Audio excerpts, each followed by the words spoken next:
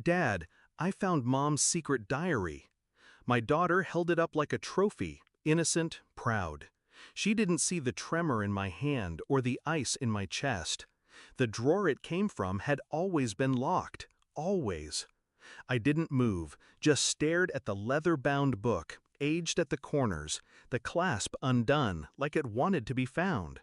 We were cleaning out her study, a harmless task, I thought. She was away for the weekend, wellness retreat. The lie rolled off her tongue so easily I didn't even question it, until now. I took the diary. My thumb ran along the edge, hesitant.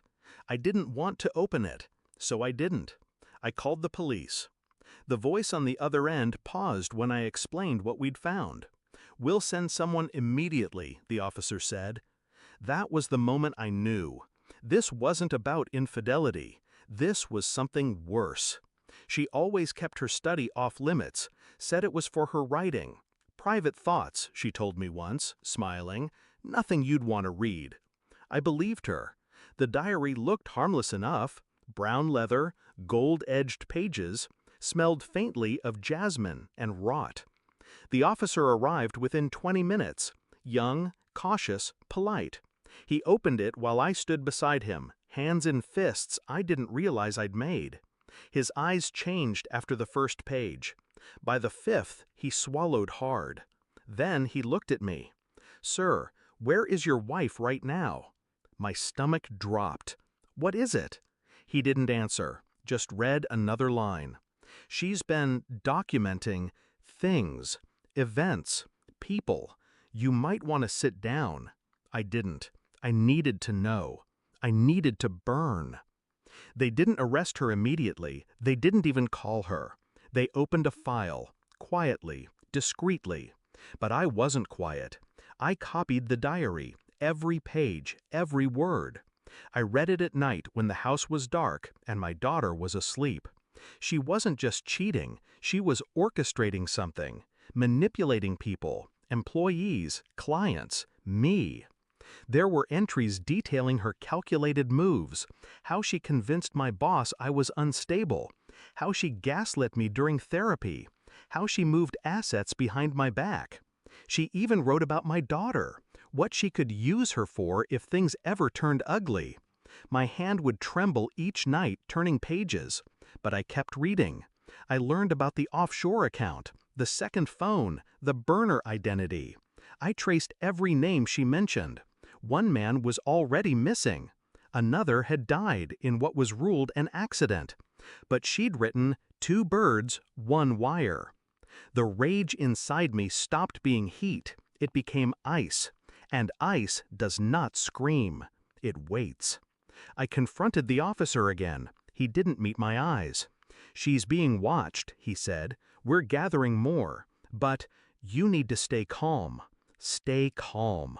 While the woman I built my life around documented her crimes like journal entries in a horror novel. They gave me clearance to see surveillance photos. There she was, meeting with a man I didn't recognize.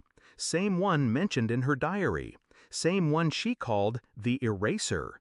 He disappeared 3 days later. I didn't tell her I knew. Instead, I made breakfast, drove our daughter to school, kissed my wife goodnight, and I recorded everything. Her phone calls, her searches, her passwords. The day I found the flight booking to Cyprus under a different name, I emailed the officer. "This is it," I wrote. He replied with a single word: "Received."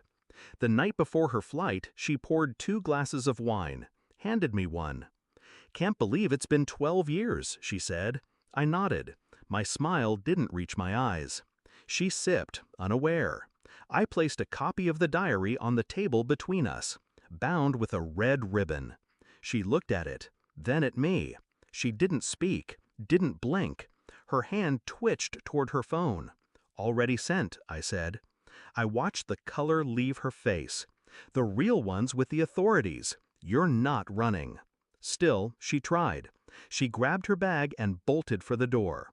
2 unmarked cars pulled up before she could open it. They took her without a word. I stood in the hallway, our daughter's drawing still taped to the wall. I didn't feel relief. I felt nothing. They say she pled guilty to avoid trial. Fraud, conspiracy, suspicion of involvement in 2 deaths. They'll never know everything she did. But I do. I've read her every word. Each one carved something out of me, bit by bit, until I was someone new. Colder, quieter, clearer. My daughter asks where Mom is. I tell her the truth, softened by mercy she didn't deserve. She made choices that hurt people, but she can't hurt us anymore. We live elsewhere now, a small place, clean, honest, the kind of home you build after fire. Sometimes I still see the diary in my mind, every page, every lie. And I smile, because now she's the story no one believes, and I'm the one who wrote the ending. She used a pen to destroy lives, so I used her words to destroy hers.